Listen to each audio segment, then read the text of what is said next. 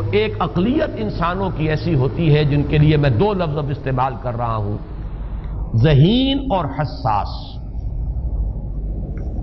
ذہین اور حساس لوگوں میں قبض اور بسط کی کیفیت، یہ مختلف سائیکلز ہیں جو آتی رہتی ہیں۔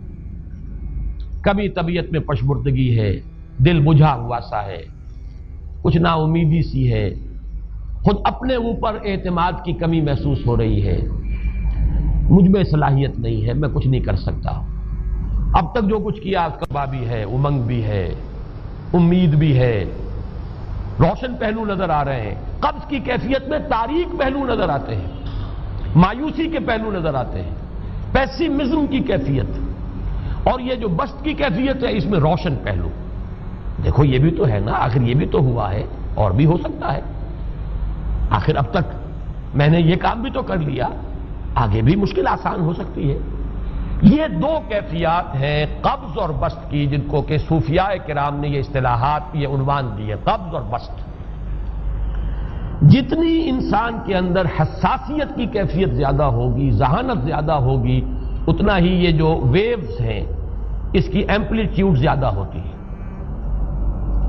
کم ذہین انسان ہے، کم حساس ہے، آئیں گے تو صحیح ہے، لیکن یہ کہ وہ ویو جو ہے اس کا ایمپلیٹیوڈ جو ہے اس کے اندر اوپر اور نیچے کی کیفیت زیادہ نہیں ہوگی۔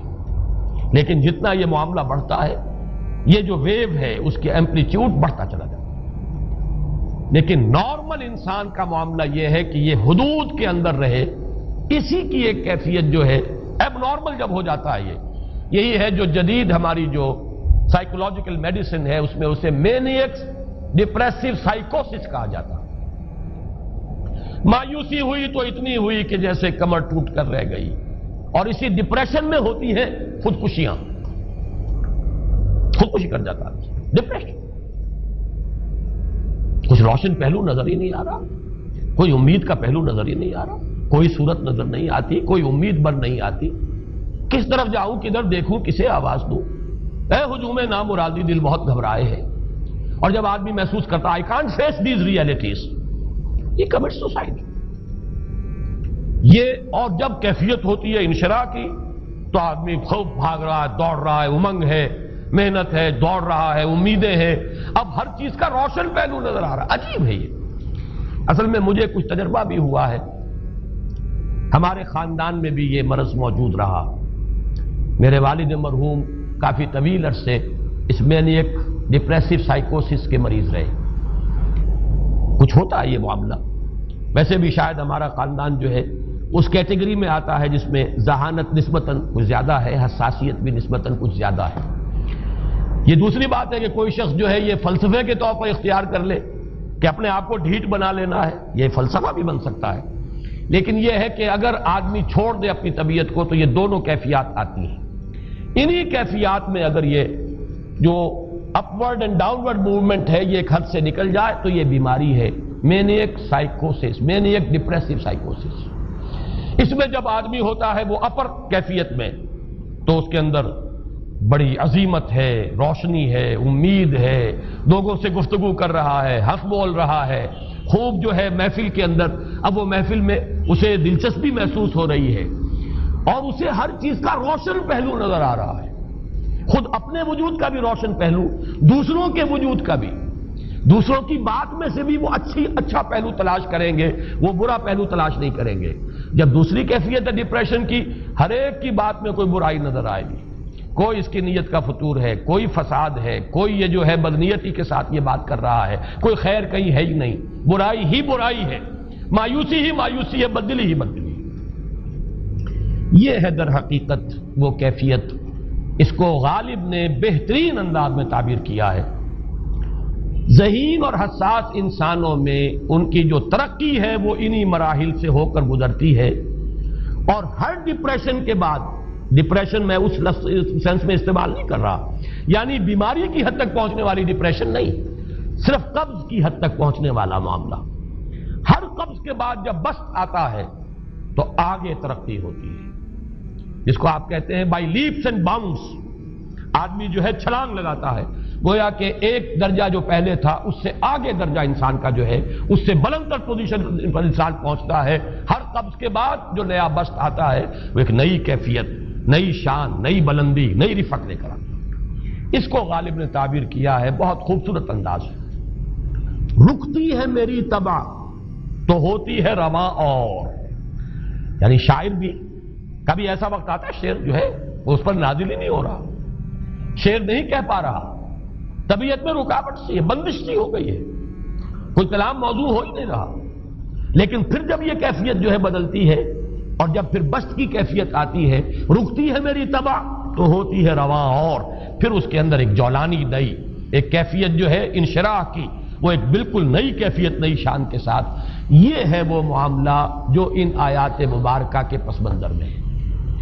اسی لیے اب میں آپ کو اس کا حوالہ دے رہا ہوں. تفسیر مظہری میں قاضی ثناء اللہ پانی پتی رحمت اللہ علیہ نے بہت عمدہ بات فرمائی ہے کہ حالت قبض اگر کسی شخص پر طاری ہو تو اس حال میں اکسیر کا درجہ رکھتی ہے یہ سورہ مبارکہ، اس لیے کہ یہ نازل ہوئی ہے محمد الرسول اللہ صلی اللہ علیہ وسلم پر اسی حالت قبض میں. وَالضُّحَىٰ وَاللَّيْلِ إِذَا سَجَىٰ مَا وَدَّعَكَ رَبُّكَ وَمَا قَلَىٰ وَلَلْآخِرَةُ خَيْرٌ لَكَ مِنَ الْأُولَىٰ وَلَسَوْفَ يُعْطِيكَ رَبُّكَ فَتَرْضَىٰ أَلَمْ يَجِدْكَ يَتِيمًا فَآوَىٰ وَوَجَدَكَ ضَالًّا فَهَدَىٰ وَوَجَدَكَ عَائِلًا فَأَغْنَىٰ. یہ تمام آیات اب معلوم ہوگا کہ جیسے موتی پروئے ہوئے. ایک لفظ قبض، اب اس میں جو بھی واقعاتی اور جو میں نے آپ کو روایاتی جو بھی پس منظر بیان کیا وہ بھی فٹ بیٹھ رہا ہے. وہ خودکشی کا معاملہ بھی آ گیا، اس میں فٹ بیٹھ رہا ہے کہ بخاری شریف میں روایت موجود ہے کہ حضور فرماتے ہیں کہ میری طبیعت پر اس درجے اضطراب تھا، اتنی کیفیت جو ہے میری تشویش کی تھی کہ میرے دل میں بار بار خیال آتا تھا کہ پہاڑ پر چڑھ کر اپنے آپ کو نیچے گرا دوں.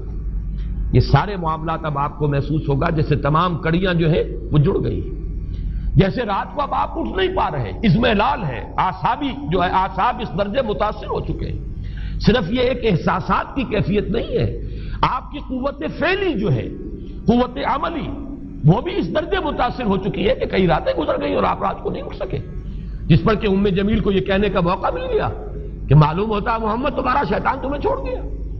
اب یہ جملہ اپنی جگہ پر اس کی کاٹ ہے یقیناً، اس سے یضیق صدرک بما یقولون، لیکن وہ کیفیت جس کی وجہ سے یہ جملہ آیا ہے اس پر نگاہ دوڑائیے، اس پر نگاہ کو مرکوز کریں گے تو معلوم ہوگا ایک لفظ قبض، یہ قبض کی ایک کیفیت تھی.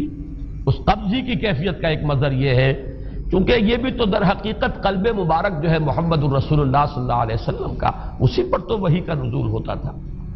یہ بھی وہی داخلی احساسات و کیفیات کا معاملہ ہے، یہی بھی در حقیقت یہ واردات قلبیہ ہی کا سارا معاملہ ہے.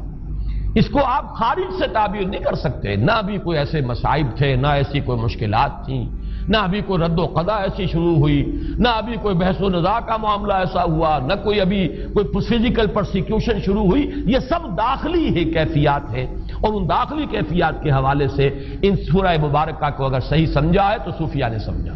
وہ جو اقبال کا شعر ہے کہ کچھ جو سمجھا میرے شکوے کو تو رضواں سمجھا، مجھ کو جنت سے نکالا ہوا انسان سمجھا. اور کون سمجھے گا؟ وہ تو سمجھے گا کہ دکھے ہوئے وہ دل کی صدا ہے. وہ کیا ہے جو اقبال کی وہ ایک نظم ہے، پرندے کی فریاد، گانا اسے سمجھ کر خوش ہونا سننے والے. یہ تو در حقیقت ایک دکھے ہوئے دل کی صدا، فریاد یہ صدا ہے. تو یہ کیفیت جو ہے رضوان سمجھ سکا ہے جو کہ داروغہ جنت ہے، اس نے سمجھا یہ وہی آدم جو نکالا گیا تھا یہاں سے، یہ اس کی فریاد ہے. کچھ جو سمجھا میرے شکوے کو تو رضواں سمجھا، مجھ کو جنت سے نکالا ہوا انسان سمجھا. تو واقعہ یہ ہے کہ اس سورہ مبارکہ کا صحیح فہم اگر حاصل ہوا ہے، وہ امام راضی کو حاصل ہو ہی نہیں سکتا. وہ عقل اور منطق کی گتھیاں سلجھانے والے آدمی ہیں، اپنی جگہ ان کی کنٹریبیوشن بہت. یہ لغت اور ادب کا کوئی خاص مسئلہ اس میں ہے ہی نہیں کہ زمخشری اس میں کوئی جولانی دکھائیں اپنی، اس میں کوئی ایسا اشکال ہے ہی نہیں، نحوی اشکال ہی نہیں. لیکن یہ واردات قلبیہ کا معاملہ ہے، احساسات باطنی کا معاملہ ہے، یہ نفسیات انسانی کا معاملہ ہے. اور اس کو وہی سمجھ سکتے ہیں کہ جو ماہرین علم نفس ہیں، اور وہ ہیں صوفیاء کرام ہمارے ہاں، جن کا وہ ذوق ہے باطنی کیفیات و احساسات، جن کا موضوع ہے کہ یہ در حقیقت حالت قبض کی کیفیت ہے.